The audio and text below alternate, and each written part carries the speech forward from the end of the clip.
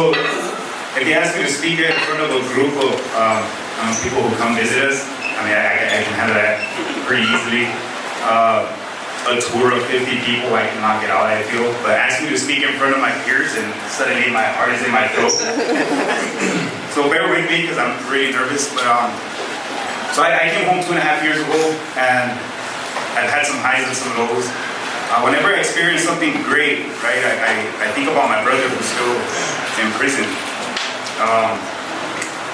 He won't be able to just wake up on a Saturday and randomly say, I want to go take a walk on the beach or on a hike.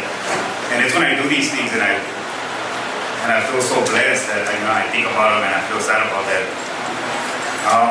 My family lost my brother to the prison system because of gang violence, right?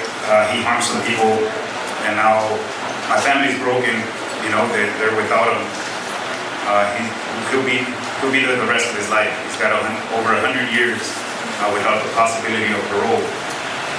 The families that he harmed are broken too, and it's all due to gang violence.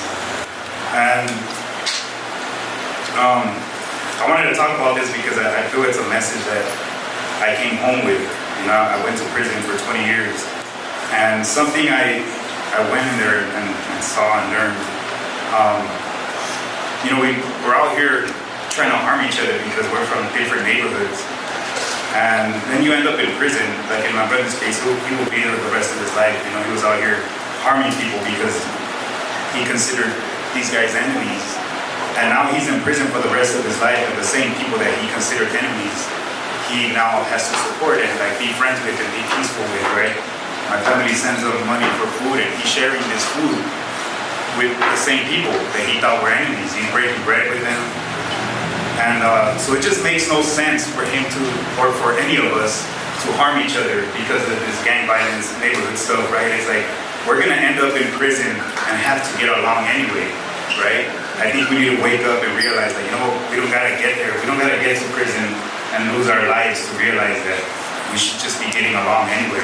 So my message is for my fellow trainees that are still sitting on the fence. I challenge you to come down from that fence and choose life, right? Make peace with your enemies while we still can, before we lose our lives to the prison system or end up in the ground, right? So I'll end with a quote I want to share.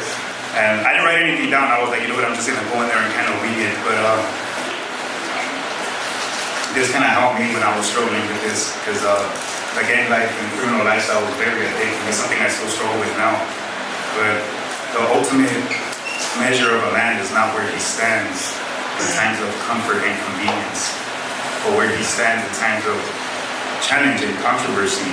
And I understand that living the gang lifestyle is challenging and can be controversial in our neighborhoods. But I challenge you, to change that. Come down from that fence. Choose life. Choose light. And like Homie said earlier, you are enough. Give yourself a chance. Thank you.